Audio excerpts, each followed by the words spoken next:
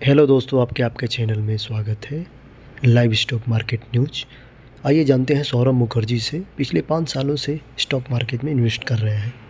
Welcome back. आज हमारे साथ एक बहुत खास मेहमान जुड़ गए हैं बिग मार्केट वॉइसेस में। मार्सलस इन्वेस्टमेंट के फाउंडर सौरभ मुखर्जी। और सौरभ ने पिछले 5 साल में पीएमएस में काफ़ी तहलका मचाया है और काफ़ी कम समय में इनका फंड जो है वो काफ़ी लार्ज साइज्ड पीएमएस में इंडिया में जुड़ गया है। ऑब्वियसली उससे पहले सौरभ सेल साइड में रह चुके हैं और पहले लंदन में थे और इंडिया में एम्बिट में सौरभ काम कर चुके हैं। बस सौरभ जी, बहुत बहुत शुक्रिया आज हमारे साथ जुड़ने के लिए। और क्योंकि आप मार्केट पर ज़्यादा टॉप डाउन बात करते नहीं हैं इसके, और आपके साथ स्टॉक स्पेसिफिक बात करने में मज़ा आता है, इसके लिए मैं सीधा उसी से शुरुआत करूंगा। एक जो बहुत बड़ी होल्डिंग है आपकी अक्रॉस पोर्टफोलियोज, वो है बजाज फाइनेंस। और मैं सवाल ये इसलिए पूछ रहा हूँ आपसे क्योंकि अब जो जियो फाइनेंस जो कैपिटलाइज हो चुकी है और एक एंटिटी बन चुकी है, उसको लेकर क्या बजाज फाइनेंस के मोड पर आगे जाकर फर्क पड़ेगा, या आपको लगता नहीं कि उससे कुछ इम्पैक्ट आएगा इसमें? चलो पहली बात तो टॉप डाउन पे बात क्यों नहीं करता। I can talk all morning, सारी सुबह मैं आपके साथ टॉप डाउन कर सकता हूँ। किसी का कोई फायदा नहीं होता। मनोरंजन जरूर होगा आपके दर्शकों का, बट कमाई के इलाके में बॉटम अप करने से ही एब्सोल्युटली। कमाई की हिंदुस्तान में। आते हैं बजाज फाइनेंस पे। अगर हम जियो फाइनेंस का कैपिटलाइजेशन देखें, कुछ भयंकर मात्रा में जियो फाइनेंस कैपिटल लेके प्रवेश नहीं कर रहा। अगर हम पूरे एनबीएफसी इंडस्ट्री की जो कैपिटलाइजेशन है, करीबन उसकी कैपिटलाइजेशन के मुकाबले जियो फाइनेंस 4-5% एक्स्ट्रा कैपिटल लेके आ रहा है। राइट। सो पहली पहली बात तो है कि ऐसा कुछ मैसिव स्केल का एंट्री है। जिस प्रकार से टेलीकॉम पे जियो का प्रहार रहा था, उस प्रकार से अनलाइकली है कि जियो का फाइनेंस पे रहेगा, बिकॉज कैपिटल उस पैमाने पे जियो ला नहीं रहा इंडस्ट्री में। दूसरी बात है अंडर राइटिंग और टेक्नोलॉजी का इस्तेमाल अंडर राइटिंग में जिस खूबी से बजाज फाइनेंस ने लास्ट 10-15 साल में किया है, उस प्रकार का टेक्नोलॉजी, उस प्रकार की एल्गोज, उस प्रकार का डेटा हिंदुस्तान में और किसी के पास है नहीं। जरूर ये बात जरूर है कि जियो का विशाल टेलीकॉम का कारोबार है, बट टेलीकॉम का कारोबार और उस पर जो डेटा इकट्ठा होता है और लोन अंडर राइटिंग में जिस प्रकार का डेटा चाहिए, जिस प्रकार की कला चाहिए, जिस प्रकार की एल्गोरिथम्स चाहिए, वो एक दूसरी चीज है। हिंदुस्तान में अब तक कोई दूसरा बजाज फाइनेंस का मुकाबला कर नहीं पाया। अगर कोई आसपास आ पाया है बजाज फाइनेंस को, वो होगा चोलामंडलम, जो भी हमारी दूसरा स्टॉक जो हमारे पोर्टफोलियो में है। और तीसरी बात करते हैं बजाज फाइनेंस की खुद की जो हिस्टोरिकल जो तजुर्बा रहा है। अगर हम गए दशक की बात करें, इंडिया बुल्स हाउसिंग फाइनेंस आया था, डीएचएफएल आया था, कई कंटेंडर्स आए थे, मुकाबला करने का कोशिश किया, उनके दांत खट्टे किए बजाज फाइनेंस ने, और आज ये एनबीएफसी का सरताज बना बैठा है। तो जरूर अच्छी टक्कर होगी जियो फाइनेंस और बजाज फाइनेंस की। मेरी उम्मीद है कि बजाज फाइनेंस अपने गेम को और रेस करेगा। बट जैसे आपने बिल्कुल ठीक बोला, हमारे फ्लैगशिप पोर्टफोलियो कंसिस्टेंट कंपाउंडर्स का ये बड़ा बड़ा हिस्सा है, और दबा के कमाई किया इसने हमारे क्लाइंट्स के लिए गए 5 सालों में। ठीक है, चलिए बजाज फाइनेंस की बात होगी। अच्छा, मैं आपका पोर्टफोलियो देख रहा था और उसमें एक और स्टॉक जो मुझे लिटिल चैंपियंस में स्ट्राइक किया, मेरे ख्याल से हमने इसकी बात पहले की नहीं है। मैस फाइनेंशियल, मेरे ख्याल से 31 मई तक आपका 7% होल्डिंग इसमें थी। ये मैं कंपनी की प्रोफाइल देख रहा था, ये एकदम लोएस्ट जो स्ट्रेटा है उसको एड्रेस करती है। यहाँ पर बुलिशनेस के क्या रीजंस हैं सौरभ, और यहाँ पर आपने क्यों इतना बड़ा इन्वेस्टमेंट किया हुआ है? तीन प्रकार का अलग अलग प्रकार का लैंडिंग करता है मैथ्स। और अनुज, आपने बिल्कुल ठीक पकड़ा, ये काफी सालों से हमारे लिटिल चैम्प्स पोर्टफोलियो में है। पहला काम तो एक मैथ्स करता है कि जो गुजरात में जो प्रॉपर्टी डेवलपर्स हैं उनको फाइनेंस करता है। जो प्रॉपर्टी डेवलपर्स जिनके लिए मानवीय दिक्कत होगी एचडीएफसी बैंक से लोन पाना या किसी पीएसयू से लोन पाना, छोटे प्रॉपर्टी डेवलपर्स, उनको मैथ्स फाइनेंस करता है। दूसरा कारोबार करता है मैथ्स की जो एनबीएफसीज हैं, छोटे छोटे एनबीएफसीज हैं गुजरात के शहरों में, उनको मैथ्स फाइनेंसिंग देता है। और तीसरा है मैथ्स की खुद की जो लोन बुक है, distinct from developers and distinct from NBFCs. एक कमाल की एनबीएफसी है ये। 25-27% आरओई पे काम किए बहुत सालों तक। आईपीओ हुए 16-17 साल हो गए, कभी डाइल्यूशन की जरूरत पड़ेगी, बिकॉज आरओई इतनी हाई है, रिटर्न ऑन इक्विटी इसकी इतनी ऊंची है कि विदाउट फ्रेश इक्विटी रेज किए ये बिजनेस आराम से 20-25% पे लोन बुक ग्रो कर सकता है। हिंदुस्तान के इस प्रकार की एक्चुअली इकलौती एनबीएफसी है, वेरी हाई आरओईज, उसकी वजह से, इतने हाई आरओईज होने की वजह से आप 20-25% का लोन ग्रोथ दिखा सकते हो, फिर भी कोई डाइल्यूशन की दरकार नहीं होती। नीश प्ले है।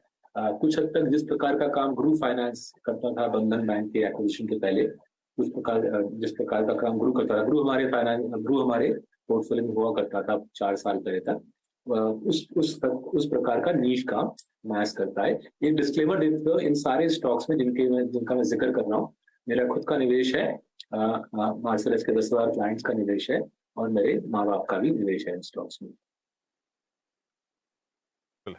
सौरभ जी, ये डिस्क्लेमर आप हमेशा देते हैं और सुन के अच्छा भी लगता है। अच्छा, एक और स्टॉक आपकी इसी डिस्क्लेमर में जो फॉल होता है वो है, गिरेगा आके, वो है टीसीएस। सर, आपने इस बार की अर्निंग्स को देखा और मोटे तौर पे 2-3 चीज़ें थी, थोड़ा सा मार्जिन कॉन्ट्रैक्ट्स हुए, लेकिन इस बार एक बड़ी चीज़ थी जिसने अपना इंप्रेशन बीते 6 महीने में छोड़ा है पूरे आईटी पे, दैट्स एआई। इन बदले सर्कमस्टेंसेस में आप टीसीएस को कैसे देखते हैं, और एआई का मतलब टीसीएस के लिए क्या है? थोड़ा सा इसको सरोकार को समझाइएगा सर। देखिए, हमारे रिसर्च के मुताबिक एआई इंडियन आईटी सर्विसेज के लिए पॉजिटिव डेवलपमेंट है। स्पेसिफिकली जो लार्जर प्लेयर्स हैं, टीसीएस, इन्फोसिस प्रकार के जो बड़े खिलाड़ी हैं, उनके लिए ये बेहद पॉजिटिव है। किस लिए ऐसा है? तो पहली बात है कि जो विश्व के जो बड़े कंपनीज हैं, फॉर्च्यून 500 कंपनीज मान के चलिए, उनका अभी भी सिर्फ 30% माइग्रेशन क्लाउड में हुआ है। 70% माइग्रेशन, 70% ऑफ फॉर्च्यून 500 कंपनीज अभी भी क्लाउड से बाहर है। एआई की वजह से इनका क्लाउड की तरफ जाना और जरूरी बन जाता है और अर्जेंट बन जाता है। सो AI is a driver of cloud migration which will result in more work for TCS. दूसरा, एआई का जो खुद का काम है, जैसे माइक्रोसॉफ्ट ने ऑलरेडी अनाउंसमेंट कर दिया है कि अगले महीने से माइक्रोसॉफ्ट विंडोज के अंदर, माइक्रोसॉफ्ट 365 के अंदर अगर आप एआई चाहते हो तो थोड़ा सा आपको एक्स्ट्रा पे करना पड़ेगा। एआई का जो खुद का पेनिट्रेशन है हर प्रकार के एंटरप्राइज सॉफ्टवेयर में, वो सेल्स फोर्स हो, एसएपी हो, माइक्रोसॉफ्ट ऑफिस हो, वो धनाधन बढ़ेगा अगले 1 साल में, बिकॉज हर एक कंपनी, हर एक सॉफ्टवेयर प्रोवाइडर फॉर्च्यून 500 कंपनीज को अप्रोच करके बोलेगी आप एआई जोड़ दीजिए अपने प्रोडक्ट के साथ, थोड़ा सा एक्स्ट्रा पे कीजिए और आप कमाइए। ये वाला जो सिलसिला है एआई को इंटीग्रेट करना एग्जिस्टिंग कॉर्पोरेट पैकेजेस के साथ, वो भी इंडियन आईटी कंपनीज के लिए काम क्रिएट करेगा। और तीसरी चीज, अगर हम वेस्टर्न वर्ल्ड की बात करें, यूएस की बात करें, यूरोप की बात करें, उनके लिए लेबर शॉर्टेज एक जिंदगी का अहम हिस्सा बन गया है। लोगों की कमी है वहां पे, जहां पे लोगों की कमी है वहां पे नेचुरली एआई का डिमांड रहेगा। वेस्टर्न कॉर्पोरेट्स को एआई की दरकार है, एआई की दरकार है तो खर्चा करेंगे और क्लाउड में माइग्रेट करेंगे। उस सारे चीजों से इंडियन आईटी सर्विसेज के लिए काम बनेगा। और आपको ये दिख रहा है, जैसे आपने टीसीएस की बात की, अब देखिए इस क्वार्टर भी और पिछले क्वार्टर भी $10 बिलियन की डील विंस अनाउंस किए हैं। मंदी के दौरान $10 बिलियन का डील विंस अनाउंस करना मतलब आउटलुक अच्छा है, काम बहुत सारा है, इसलिए हम टीसीएस भी काफी भारी पैमाने पे लेकर शांति से बैठे हुए हैं कई क्वार्टर से। ओके, अच्छा सौरभ जी, पिछले 2-3 महीने से एक स्टॉक ने काफ़ी ट्रेड स्विंग्स तो दिए हैं। हमें डॉक्टर लाल पैथलैब, मेट्रोपोलिस, और अगर मैं शायद गलत नहीं हूं तो मेट्रोपोलिस आपने ऐड भी किया है। एक बहुत बड़े डिप के बाद अप्रॉक्सीमेटली मेरे ख्याल से सर आपने 1200, 1300, 1400 की रेंज में शायद मेट्रोपोलिस लिया है। I am not exactly interested in price, but आपका आउटलुक क्या है मेट्रोपोलिस पे इस वक्त, और इस प्राइस पे लेने का तर्क क्या था मेट्रोपोलिस को? देखिए, मेट्रोपोलिस आधे होने के बाद हमने लिया, क्यों लिया? मुंबई का इलाका, स्पेसिफिकली मुंबई का इलाका और जनरली वेस्टर्न इंडिया में मेट्रोपोलिस का फ्रैंचाइज पुराना है, जमा हुआ है और प्रॉफिटेबल है। जैसे जैसे हम कोविड से बाहर आए, मेट्रोपोलिस का फ्रैंचाइज एक्सक्लूडिंग कोविड ग्रोथ दिखाता रहा। मेट्रोपोलिस के फ्रैंचाइज में स्पेसिफिकली जो हायर एंड टेस्ट है उसकी डिमांड बढ़ती रही। एंड जो स्टॉक का आधा हो रहा था कोविड के बाद स्टॉक आधा हुआ। डॉक्टर लाल भी आधा हुआ था, मेट्रोपोलिस भी आधा हुआ था। डॉक्टर लाल को ऑलरेडी हमारी लास्ट ईयर हमने बड़ी होल्डिंग बनाई थी, इस साल मेट्रोपोलिस को हमने लिटिल चैम्प्स में ऐड किया। प्रॉफिटेबल फ्रैंचाइज है, स्ट्रॉन्ग बैरियर्स टू एंट्री है, उनको न्यू एज प्लेयर से कुछ खास कंपटीशन दिख नहीं रही। जो वेंचर कैपिटल और private equity funded diagnostic labs हैं, उनकी कुछ खास कॉम्पिटिटिव स्ट्रेंथ दिख नहीं रही। मार्केट शेयर पे कुछ प्रहार नहीं दिखा, मेट्रोपोलिस के मार्केट शेयर को भी प्रहार नहीं दिखा। और प्रॉफिटेबिलिटी, ऑपरेटिंग मार्जिन की बात करें, वो भी अच्छी तरह टिका हुआ है। सो हमको लगा कि अच्छी कंपनी, मुंबई इन्वेस्टर इंडिया का लीडर वाजिब दाम पे मिल रहा है, तो बिल्कुल लेना चाहिए। एंड जैसे आप देख रहे हो, जैसे जैसे हमारा देश रिचर हो रहा है, ओल्डर हो रहा है, हमारे देश के लोगों की पैसे बढ़ रहे हैं, इनकम बढ़ रही है, उम्र बढ़ रही है, बीमारियां बढ़ रही हैं, खर्चा जरूर करेंगे। एंड पैथलैब इंडस्ट्री, अभी भी 80% पैथलैब इंडस्ट्री अनऑर्गेनाइज्ड है, मॉम एंड पॉप लेवल पे है। तो छोटे छोटे मॉम एंड पॉप प्लेयर्स धीरे धीरे दिख के इधर मेट्रोपोलिस के हाथ दिखेंगे या डॉक्टर लाल के हाथ दिखेंगे, इसलिए दोनों प्लेयर्स को हमने खरीद लिया है। डॉक्टर लाल हमारे लार्ज कैप पोर्टफोलियो में है, कंसिस्टेंट कंपाउंडर्स, और मेट्रोपोलिस हमारे स्मॉल कैप पोर्टफोलियो में, लिटिल चैम्प्स में। ओके, और क्या यही लॉजिक था जो आई थिंक इस स्टॉक की हमने बात की नहीं है पहले आपसे, टार्सन्स प्रोडक्ट्स, कि अगर आप टेस्ट वेस्ट कराएंगे तो जो ऑब्वियसली उसका प्रोडक्ट्स प्रोवाइड करेगा शायद उसको भी फायदा होगा। यहाँ पर भी आपने एक अच्छी खासी साइजेबल बेट ली है सौरभ। हाँ जी, यहाँ पे बिल्कुल जैसे आपने ठीक बोला, जो डॉक्टर लाल, मेट्रोपोलिस, विजय डायग्नोस्टिक्स, इस प्रकार के प्लेयर्स के लैब को टार्सन इक्विपमेंट सप्लाई करता है, बट उसके ऊपर ये फार्मा इंडस्ट्री के लैब को भी इक्विपमेंट सप्लाई करता है, नेशनल केमिकल लेबोरेटरी के लैब को भी इक्विपमेंट सप्लाई करता है। ये इंडस्ट्री छोटी सी है, कुछ 1200 करोड़ की इंडस्ट्री है, इसमें टार्सन मार्केट लीडर है।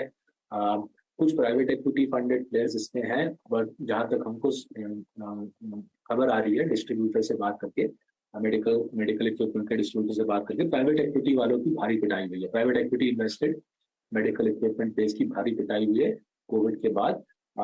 टार्सन्स की पिटाई कम हुई है, revenue numbers are holding up. जैसे कि आप गेस कर सकते हो, अगर कोविड खत्म हुआ तो जाहिर है कोविड रिलेटेड जो पैथलैब की सामग्री है उसकी डिमांड घट जाएगी, चली जाएगी। But broader speciality chemicals pharma industry की इंडिया में ग्रोथ अच्छी चलेगी, वहां से मेरे को लगता है टार्सन्स का डिमांड आएगा। और दूसरा है एक्सपोर्ट्स करीबन आधा रेवेन्यूज है। एक्सपोर्ट के क्षेत्र में कमजोरी जरूर है। अगर मैं पूरे फार्मा इंडस्ट्री की अगर मैं बात करूं, स्पेशलिटी केमिकल्स की बात करूं, तो एक्सपोर्ट्स में वीकनेस है। Part of the region seems to be Europe में कोविड के दौरान इतना सारा उन्होंने मेडिकल इक्विपमेंट खरीदा था कि यूरोप में आज थोड़ी सी एक्सेस में है मेडिकल इक्विपमेंट। बट ये सारे शॉर्ट टर्म इश्यूज हैं। कंपनी की जो पोजीशन है इंडिया में मार्केट लीडरशिप की, वो काफी तगड़ी है, प्रोडक्ट अच्छी बनाते हैं, प्रॉफिटेबिलिटी अच्छी रखते हैं, एंड मेरे को ग्रोथ रनवे इसमें काफी लंबा लग रहा है। ओके, चलिए फिर अच्छा, आपके कंसिस्टेंट कंपाउंडर्स में टाइटन ने बहुत शानदार ग्रोथ दिखाई है, और हर लेवल पर टाइटन को लेकर यही सवाल उठता है कि यहाँ से आगे क्या, और कंपनी कोई ना कोई लीवर ढूंढ ही लेती है। यहाँ से भी क्या ये स्टोरी रिपीट होगी? तो देखिए, मेरे को तो समुद्र लगता है ग्रोथ का। काफी बड़ी कंपनी है, बट संक्षिप्त में मैं तीन एरियाज में फोकस करता हूँ। पहला तो ज्वेलरी का मार्केट। अनुज, ज्वेलरी का मार्केट करीबन मेरे अनुमान से 70-80 बिलियन डॉलर का साल में ज्वेलरी की सेल होती है इंडिया में। मैं ब्लैक और व्हाइट दोनों को गिन रहा हूँ। 70-80 बिलियन का टाइटन का मार्केट शेयर उसमें केवल 10% है। ज्वेलरी में अभी भी 90% मार्केट टाइटन को काबू करना है। छोटे छोटे लाखों छोटे छोटे ज्वेलर है जो धीरे धीरे सिमट जाएंगे, और वो टाइटन के जो मार्केट शेयर टाइटन के हाथ आ जाएंगे। दूसरा है चश्मा, right. Titan become the largest retailer of eyewear in India. Again, जैसे आप और मुझ जैसे लोगों को पता है, इंडिया में चश्मा हम छोटे छोटे दुकान से लेते हैं। चेन्स तो कुछ खास है नहीं। चेन जो भी है चश्मा के ऑप्टिशियंस के चेन, वो भी 5-10 आउटलेट्स वाले हैं। टाइटन आई प्लस इंडिया का by far largest eyewear chain बन गया है। विशाल मार्केट है, एक ही ऑर्गेनाइज प्लेयर है टाइटन आई प्लस, बाकी छोटे छोटे इनफॉर्मल प्लेयर्स हैं, वो भी सिमट जाएंगे। तीसरा मार्केट साड़ीज, राइट। महंगी साड़ियाँ, मेरे ख्याल से ये करीबन 15 से 20 बिलियन डॉलर का मार्केट है हमारे देश के लेडीज के लिए। महंगी साड़ियाँ, कांजीवरम, बनारसी इत्यादि। यहाँ पे फिर से अगर हम देखें, टाइटन हैज बिकम, तनियरा इनका ब्रांड का नाम है, Taneira has become the largest retailer. करीबन 50 दुकान है। उनको लगता है शॉप लेवल पे प्रॉफिटेबिलिटी आ चुकी है इनकी, स्टोर लेवल पे प्रॉफिटेबिलिटी आ चुकी है। तनियरा लार्जेस्ट रिटेलर ऑफ महंगी साड़ियाँ बन चुकी है। सो कई ग्रोथ लीवर्स है। तीन ग्रोथ लीवर्स हमको काफी आसानी से दिख रहे हैं, और इसलिए ग्रोथ रनवे की हमको यहाँ पे ट्रबल नहीं लग रही। एक कमाल की बात बोलता हूँ, लास्ट 20 वर्षों में इस कंपनी ने 2300 गुना कमा के दिया है। और देखिए आज भी अब ग्रोथ का समुंदर आगे है, which is why we call this companies consistent compounder. 2300 गुना कमाने के बाद भी सामने ग्रोथ का दरिया, और उस ग्रोथ के दरिया में हम और हमारे क्लाइंट्स को कमाने की इच्छा है। ऑलराइट सौरभ, बहुत बहुत शुक्रिया आज हमारे साथ जुड़ने के लिए और इन सब स्टॉक्स पर बात करने के लिए एज ऑलवेज। चलिए, ये हो गई चर्चा सौरभ से। मार्केट देखिए, आप देखिए आज जो हमारी अप्रोच डिफरेंट थी वो इसीलिए थी कि एक बार आज स्ट्रेंथ में बाय करना है, 19729 क्रॉस हो जाए और उसके ऊपर टिक जाएं आप, तब बाय करना है। और अब सेकंड रेजिस्टेंस जोन की तरफ भी बढ़ रहे हैं 19829। रिलायंस मार्केट को पावर कर रहा है और रिलायंस के साथ लार्सन एंड ट्यूबर और आईटीसी, और अब बैंकों ने भी जुड़ना शुरू किया है, आईसीआईसीआई बैंक। वीरू और मुझे इजाज़त दीजिए, मैं अब नीरज जी को सौंप रहा हूँ। नीरज जी, आज मार्केट डबल सेंचुरी लगाएगा निफ्टी में और मिड कैप इंडेक्स तो लगा ही चुका है ऑल टाइम हाई, और फिर से हम वो काउंटडाउन शुरू आज शायद कर पाएँ, बाय द टाइम क्लोज करें। मुझे भी लगता है क्योंकि 2:30-3 बजे वो यूएस को हम लोग प्रीएम्प्ट कर देंगे कि वहाँ क्या होने वाला। भूमिका हम लोग सुबह बता ही चुके हैं क्या क्या हो सकता है, क्या होना है, तो बन रहा नहीं है। लेकिन हाँ, आज रिलायंस ने ज़बरदस्त प्रदर्शन, 2.5% ऊपर है स्टॉक, और उसी के दम पे इतनी बड़ी, और डेटा बहुत अच्छा है ब्रॉडर मार्केट का, तो हम लोग इंतजार करेंगे। 815 पे इस वक्त चल रहा है, तो इस तेज़ी का मजा लीजिए और आपके सवालों के जवाब देंगे। लेकिन सबसे पहले सुर्खियाँ।